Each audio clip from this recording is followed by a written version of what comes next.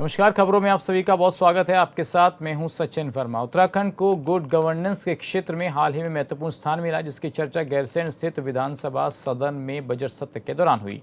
ये मुख्य रूप से नीति आयोग की ओर से जारी सूचकांक से जुड़ा है। वहीं उत्तराखंड ने देश में उच्च रैंक हासिल की है। सदन में सीएम धामी ने कहा कि उत्तराखंड देश में सर्वश्रेष्ठ प्रदर्शन करने वाला राज्य बना है।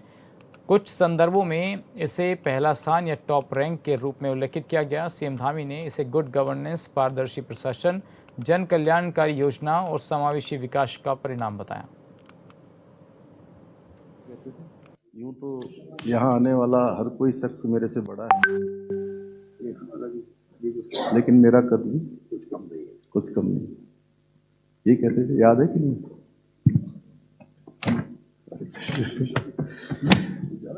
माननीय अध्यक्ष जी, उत्तराखंड को हाल के वर्षों में वित्तीय प्रबंधन, राजकोषीय अनुशासन एवं गुड गवर्नेंस के क्षेत्र में राष्ट्रीय स्तर पर एक अग्रणी राज्य के रूप में मान्यता मिली है। नीति आयोग की कुछ दिन पूर्व प्रकाशित फिस्कल हेल्थ इंडेक्स 2026 में रिपोर्ट 2023-24 में पुनः उत्तराखंड के वित्तीय प्रबंधन को सराहा गया है। रिपोर्ट में उत्तराखंड को उत्तर पूर्वी हिमालयी राज्यों की श्रेणियों में दूसरा स्थान प्राप्त हुआ है। यह रैंकिंग मुख्यतः राजस्व बढ़ोतरी, व्यय की गुणवत्ता, डेफिसिट मैनेजमेंट एवं ऋण प्रबंधन में सुधार का द्योतक है।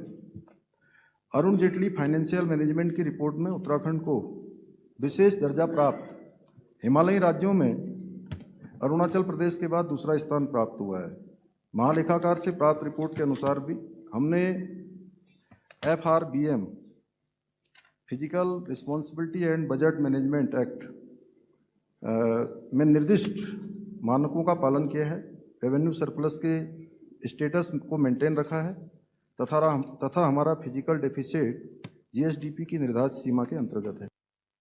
गैरसैंण विधानसभा में बजट सत्र के 5वें दिन विपक्षी विधायकों ने प्रदेश में अवैध खनन का मुद्दा उठाया और राज्य सरकार से जवाब मांगा। सरकार की तरफ से मंत्री सुबोध उनियाल ने जवाब दिया, लेकिन विपक्ष उससे संतुष्ट नहीं हुआ और हंगामा शुरू हो गया। विपक्ष का कहना था कि हरिद्वार से बीजेपी के सांसद और राज्य के पूर्व सीएम त्रिवेंद्र सिंह रावत ने लोकसभा में अवैध खनन का मुद्दा उठाया था, लेकिन सरकार जवाब नहीं दे रही है। खनन पर इस प्रदेश के पूर्व मुख्यमंत्री जी ने और हरिद्वार से सांसद, उन्होंने ये बात लोकसभा में कही कि उत्तराखंड राज्य के अंदर अवैध खनन हो रहा है। एक दूसरा, इसी सदन के सदस्य अरविंद पांडे जी ने भी कहा कि प्रदेश के अंदर अवैध खनन हो रहा है। मैं आपके माध्यम से माननीय मंत्री जी से जानना चाहता हूं, क्या इसका परीक्षण कराया गया, और अगर परीक्षण कराया गया तो क्या अवैध खनन पाया गया या नहीं पाया गया?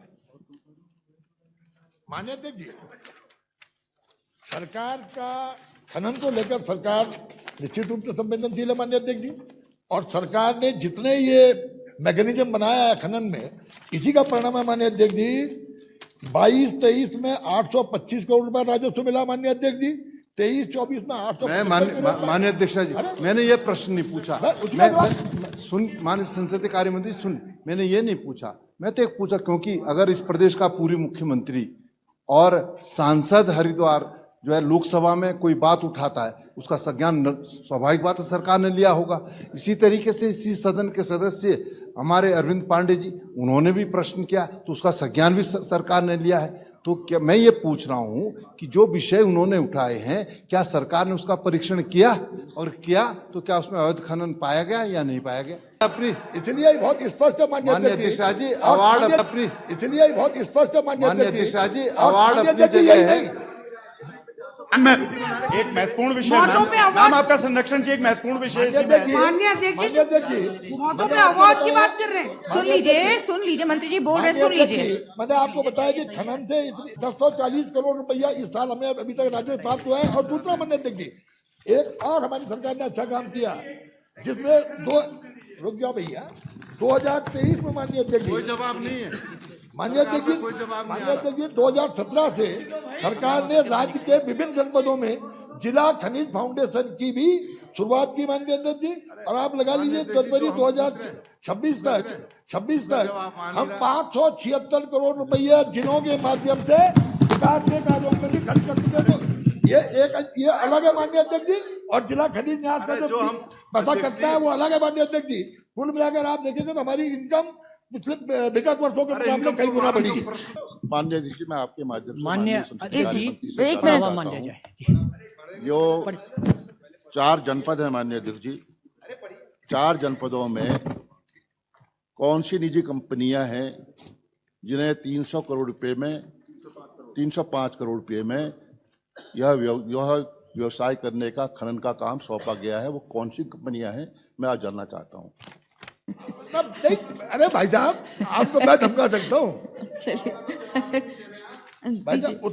माननीय अध्यक्ष जी, उत्तराखंड उप खनिज परिहार नियमावली 2023 के नियम 69 में जो हम लोगों ने यहाँ पे बकायदा खनन के हेतु निविदा के माध्यम से मैसर्स कैलाश रिवर बेड को 4 जनपदों में रॉयल्टी कलेक्शन के लिए उसका चयन हुआ है माननीय अध्यक्ष जी।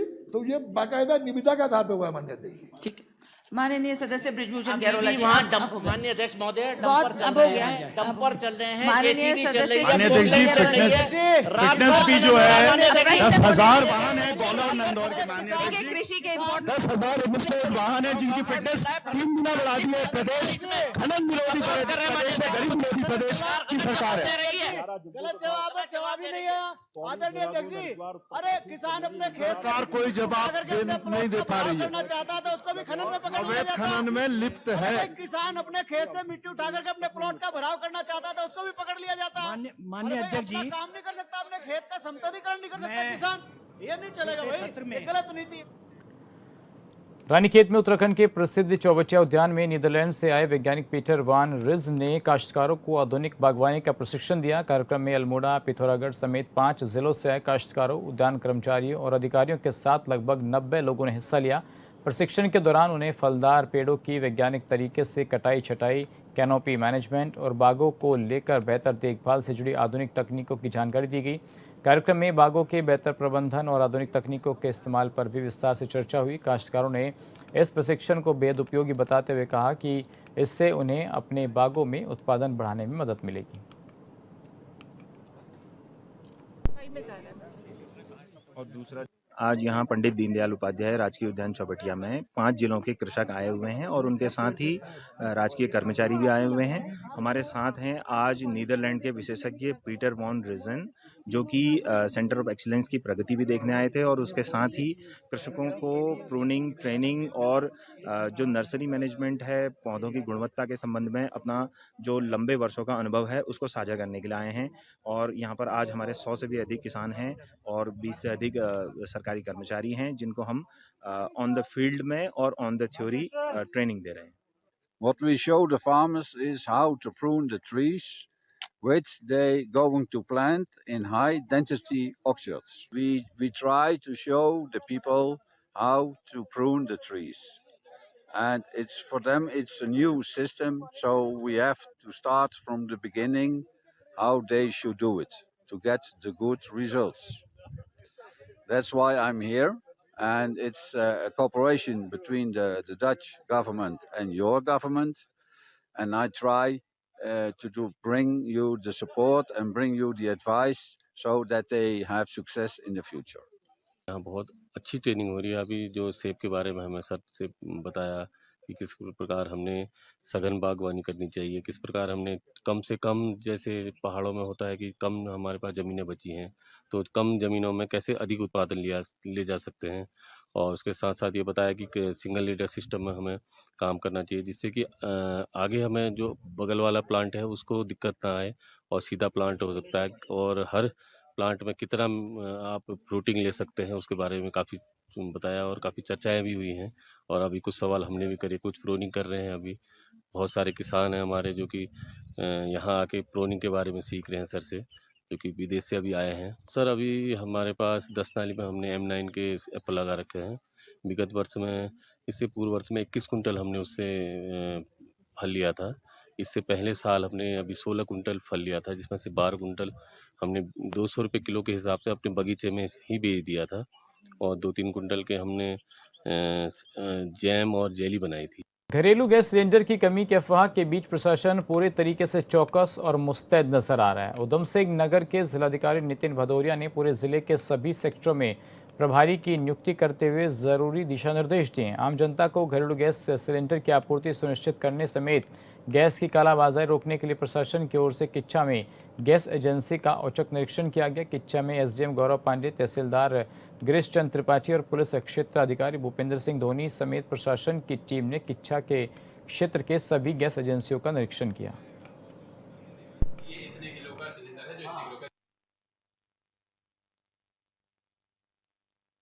किसी को भी पैनिक होने की कोई आवश्यकता नहीं है, पैनिक क्रिएट करने की कोई आवश्यकता नहीं है। जैसे अभी आपने देखा, मेरे पीछे भी आप देख सकते हैं, गाड़ी खड़ी है, अंदर पर्याप्त मात्रा में स्टॉक है और हमारे साथ सीओ साहब हैं। सीओ साहब स्वयं सितारगंज का प्लांट का भी इंस्पेक्शन करके आए हैं और वहाँ भी पर्याप्त मात्रा में स्टॉक हमारे पास उपलब्ध है। कोई पैनिक क्रिएट करने की आवश्यकता नहीं है, पर्याप्त मात्रा में स्टॉक उपलब्ध है।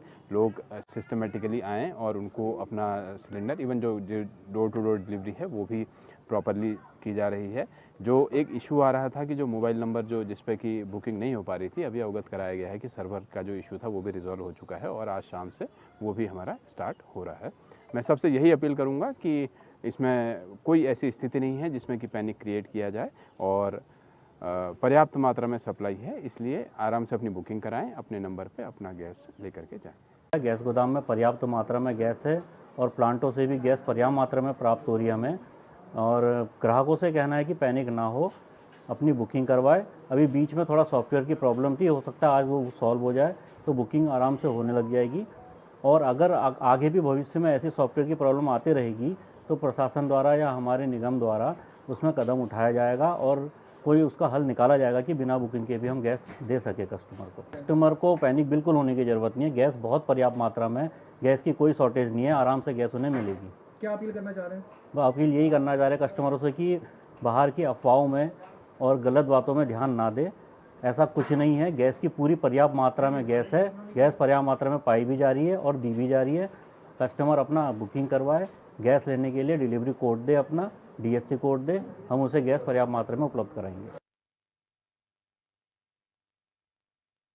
रानीखेत में घरेलू गैस सिलेंडर नहीं मिलने की अफवाहों को लेकर गैस एजेंसी के बाहर लोगों की भारी भीड़ देखने को मिल रही है। हालात ऐसे हो गए हैं कि व्यवस्था बनाए रखने के लिए पुलिस बल तक तैनात करना पड़ा। लोगों का आरोप है कि पिछले 3 दिनों से गैस सिलेंडर के लिए एजेंसी के चक्कर काट रहे हैं, लेकिन उन्हें सिलेंडर नहीं मिल पा रहा है। वहीं गैस एजेंसी के प्रबंधक सुरेंद्र सिंह जलाल का कहना है कि लोग घबराएं नहीं, एजेंसी में गैस सिलेंडरों की कोई कमी नहीं है और पर्याप्त मात्रा में सिलेंडर उपलब्ध हैं।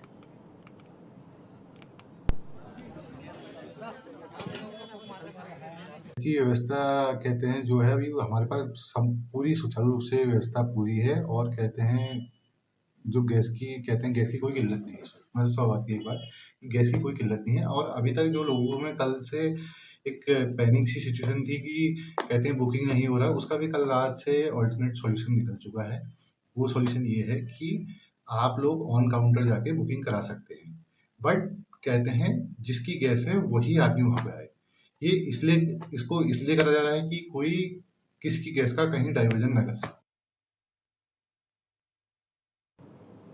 मुख्यमंत्री धामी ने प्रदेश के फर्जी बाबाओं के खिलाफ विशेष अभियान चलाने का निर्णय लिया था, जिससे ऑपरेशन कालनेमी नाम दिया गया। वहीं एसएसपी हरिद्वार नवनीत सिंह बुल्दर ने बताया कि बीते लगभग 1 साल से चल रहे इस अभियान के तहत हरिद्वार जिले में अब तक 3,536 लोगों का सत्यापन किया जा चुका है, जबकि 932 कालनेमियों के खिलाफ कार्रवाई की गई है। इनमें कई लोगों को गिरफ्तार किया गया है। उन्होंने बताया कि हाल ही में हरिद्वार नगर कोतवाली क्षेत्र में साधुओं के वेश में घूम रहे 27 संदिग्धों को गिरफ्तार कर कार्रवाई की गई। अब इस अभियान के तहत फिंगरप्रिंट के माध्यम से भी जांच की जा रही है।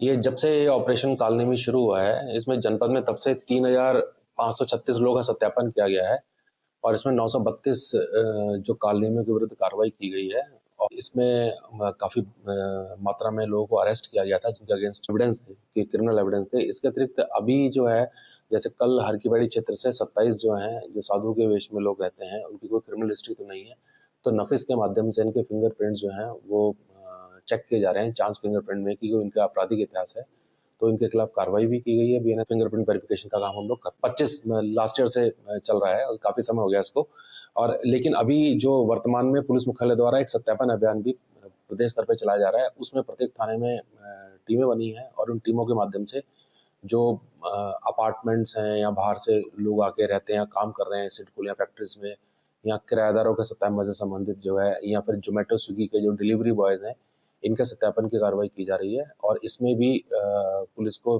3 बड़ी सफलताएं मिली हैं।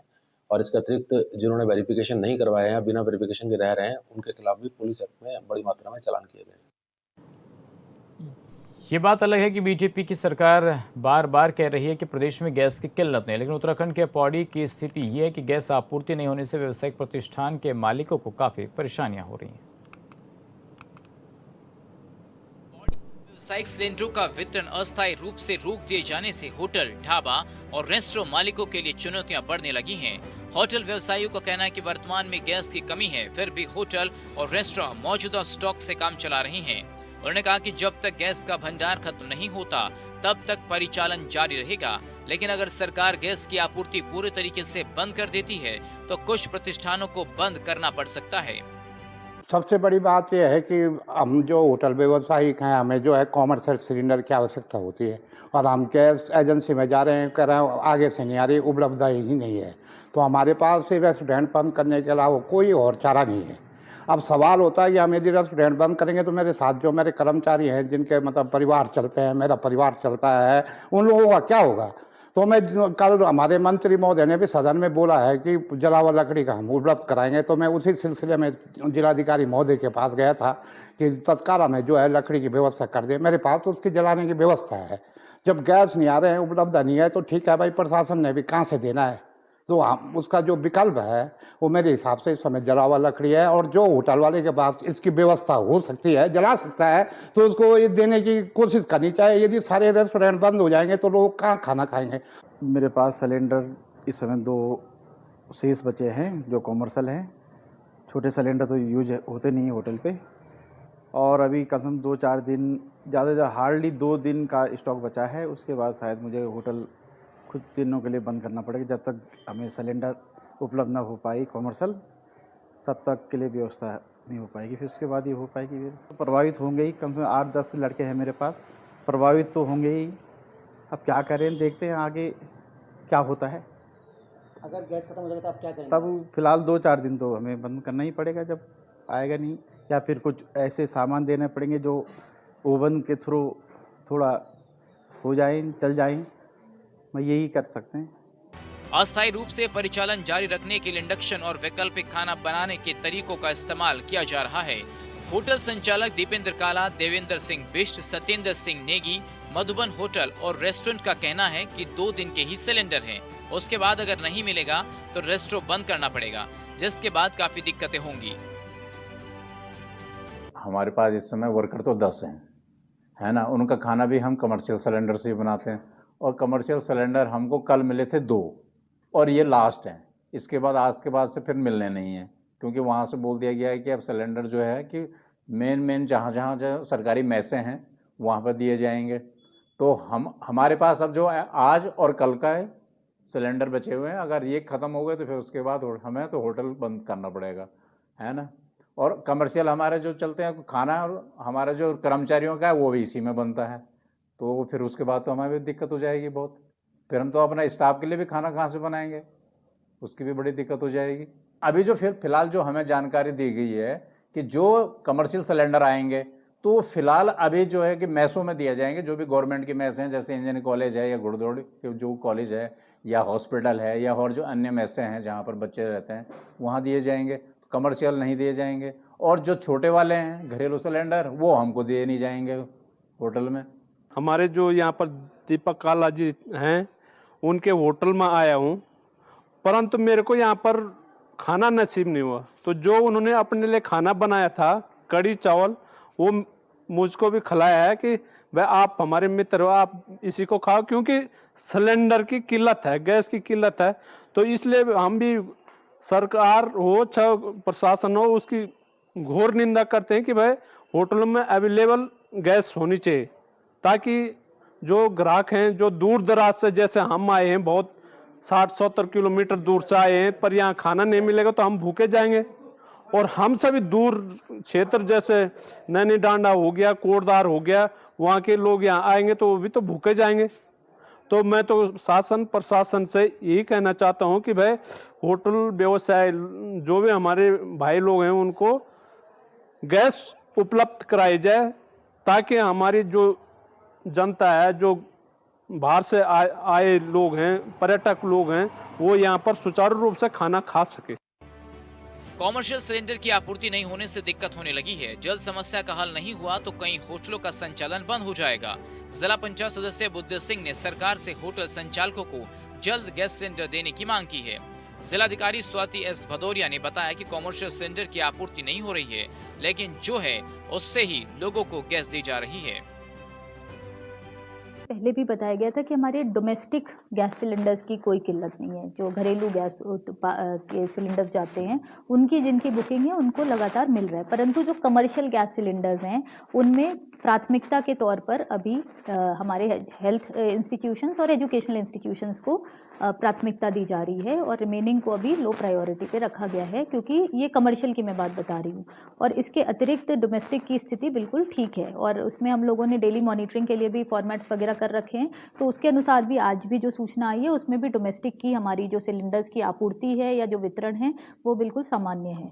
तो और आगे भी इसके ऑल्टरनेटिव फ्यूल्स पे भी हम लोग विचार करें कि हम लोग डीजल भट्टी आदि का को ज़्यादा और प्रमोट करें या फिर जो ऑल्टरनेट लकड़ी आदि की व्यवस्था है वो सब करने का प्रयास करें, जिससे कि हमारे जो व्यवसायी हैं, जो होटल ओनर्स हैं, उनके भी व्यवसाय पर कोई नेगेटिव प्रभाव ना पड़े।